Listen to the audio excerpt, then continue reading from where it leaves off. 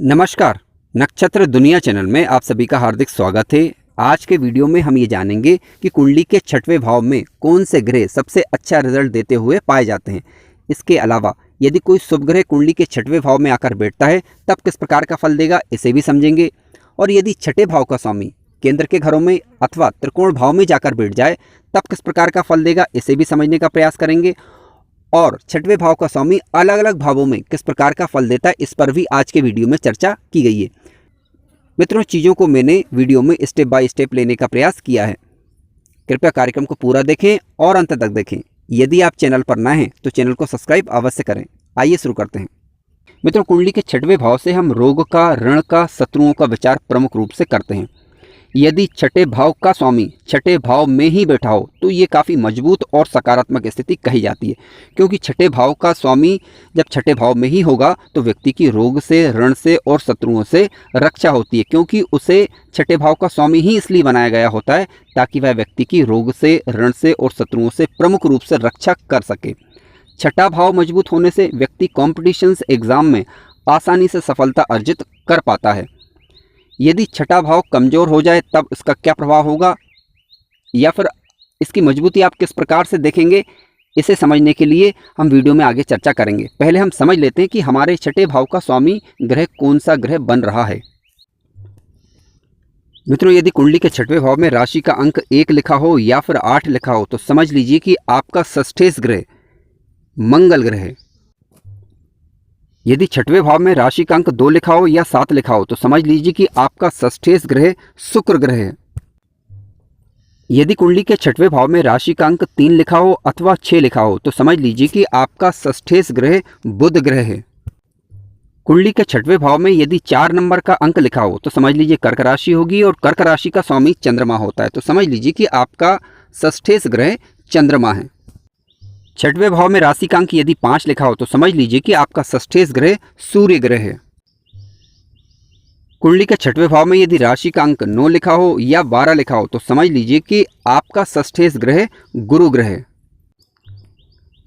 छठवें भाव में राशि का अंक यदि 10 लिखा हो अथवा 11 लिखा हो तो समझ लीजिए कि आपका षष्ठेश ग्रह शनि ग्रह है। आइए अब एक एक करके हम बातों को स्पष्ट करते हैं ताकि हम आसानी से ये समझ पाएं कि छठवें भाव का स्वामी हमारे लिए किस प्रकार लाभदायक होगा अथवा नुकसानदायक होगा, या फिर कौन से ग्रह छठवें भाव में अच्छा रिजल्ट देंगे अथवा नहीं देंगे।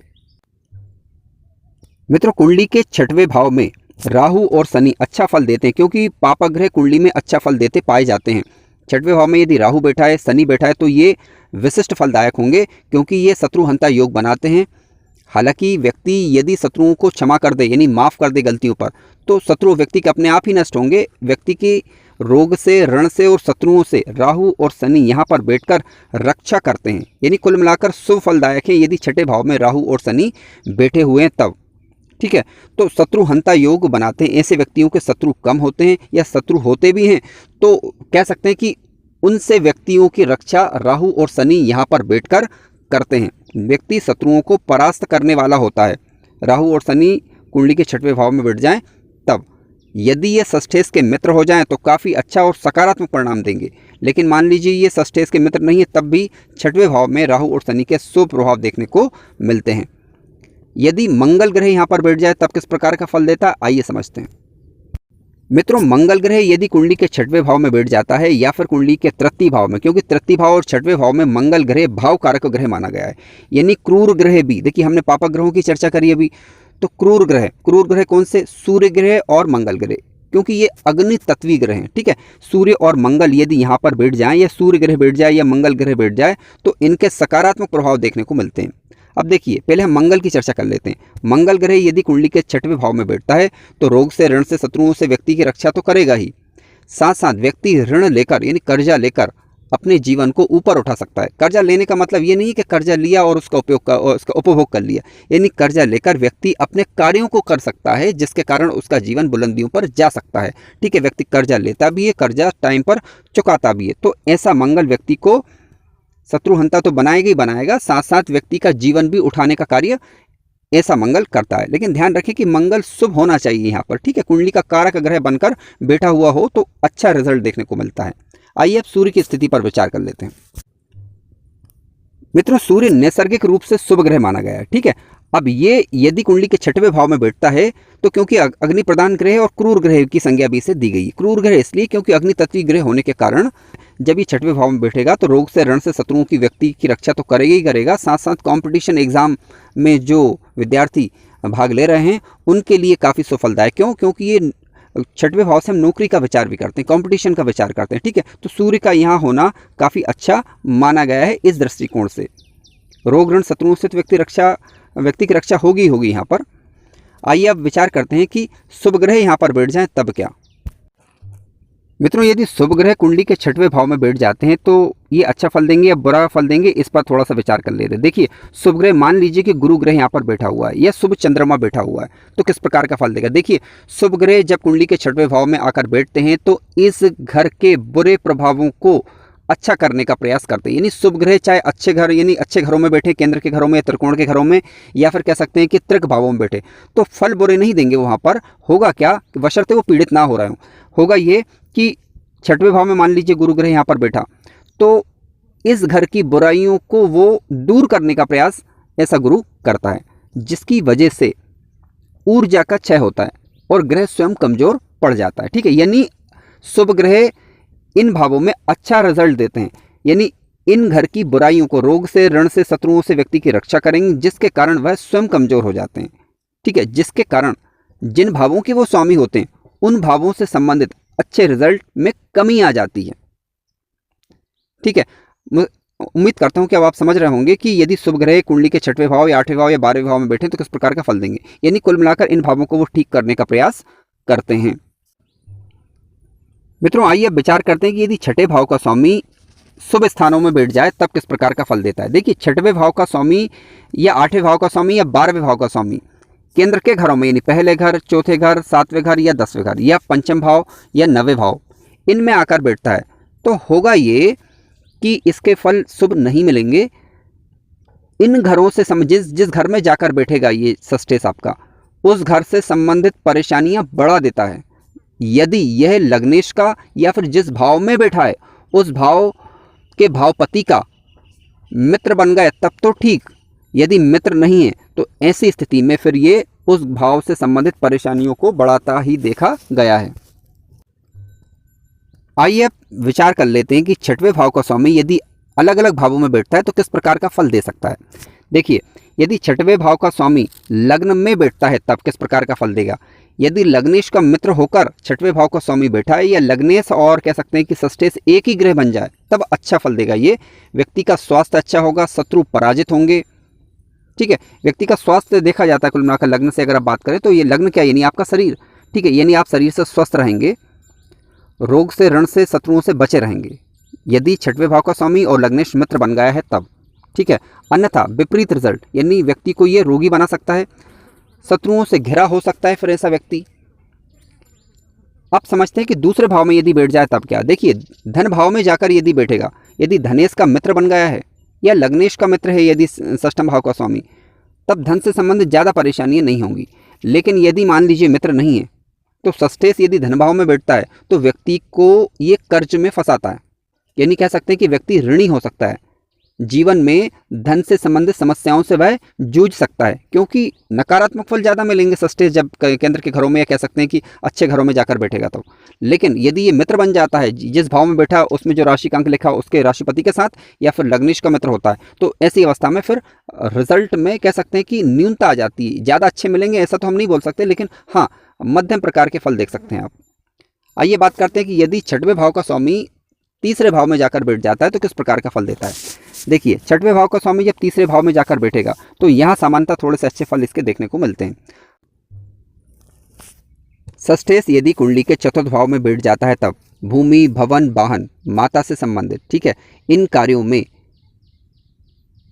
अवरोध उत्पन्न कर सकता है। कह सकते हैं कि यहाँ पर बाधाएं उत्पन्न कर सकता है यदि षष्ठेश चतुर्थ भाव में बैठता है तब। यदि चतुर्थ भाव के स्वामी ग्रह से मित्रता हो जाती है तब इनमें न्यूनता आ जाएगी।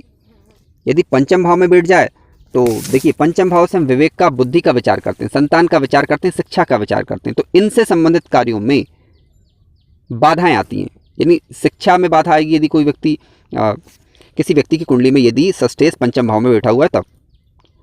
यदि संतान के इच्छुक आप हैं तो संतान से संबंधित चीज़ों में दिक्कतें आती हैं, या तो संतान देरी से होगी, ठीक है, या फिर कह सकते हैं कि संतान अगर है आपकी तो संतान से आपके मतभेद हो सकते हैं। यानी कुल मिलाकर देखा जाए तो पंचम भाव की से जिन चीज़ों को हम विचार करते हैं उन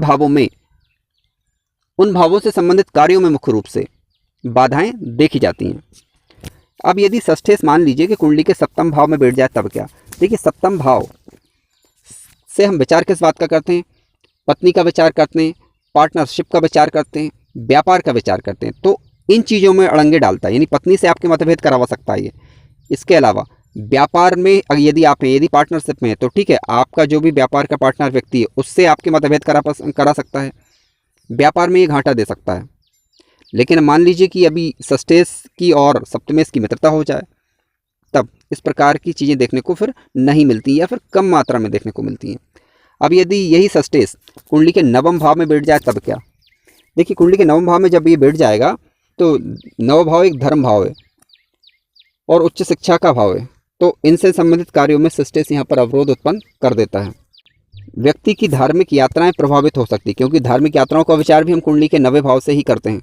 तो यदि षष्ठेश और नवमेश दोनों एक ही ग्रह बन जाए या फिर कह सकते हैं कि नवमेश के साथ षष्ठेश की मित्रता हो जाए तो इन कार्यों में कमी देखी जाती है। 10वें भाव की बात कर लेते हैं। देखिए, हम अच्छे घरों को फिलहाल अभी ले रहे हैं।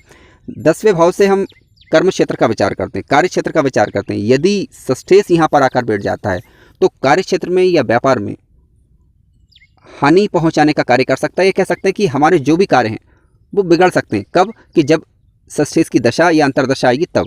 लेकिन मान लीजिए कि षष्ठेश और दशमेश की मित्रता हो जाए तात्कालिक रूप से, ठीक है, आप देख लीजिए आपकी कुंडली में जो भी परिस्थिति हो, तो फिर ऐसी स्थिति में होगा ये कि न्यूनता आ जाएगी, यानी फिर ज़्यादा अड़ंगे नहीं होगा। इसके अलावा षष्ठेश का अंश बल भी मायने रखता है। यदि षष्ठेश में अंश बल में कमज़ोर है षष्ठेश या फिर अस्त हो गया है तो फिर ज़्यादा ये नुकसान नहीं पहुंचाता। आइए अब बात करते हैं कि षष्ठेश यदि कुंडली के 11वें भाव में जाकर बैठता है तब किस प्रकार का रिजल्ट देता है। देखिए, 11वें भाव में लगभग सभी ग्रह अच्छा फल देते पाए जाते हैं, ठीक है, ये एक सामान्य सा सिद्धांत है, चाहे शुभ ग्रह हो चाहे वह अशुभ ग्रह हो। लेकिन अब दूसरे पॉइंट ऑफ व्यू से यदि हम देखें तो षष्ठेश होकर कुंडली के जब 11वें भाव में बैठेगा तब इस दृष्टिकोण से अगर यदि देखा जाए तो लाभ के मामले में ये अड़ंगे डाल सकता है। जब कभी भी षष्ठेश की दशा या अंतरदशा आएगी तब, हमेशा नहीं, लेकिन षष्ठेश की जब दशा या अंतरदशा आएगी तब उस दौरान हमें सतर्क हो जाना चाहिए, ठीक है। तो यानी जो भी प्रॉफिट्स हैं उन प्रॉफिट्स में ये लॉस की संभावना बढ़ जाती है। लेकिन यदि षष्ठेश और लाभेश दोनों मित्र बन जाएं तब इस प्रकार की समस्याएं ज़्यादा फिर नहीं होती।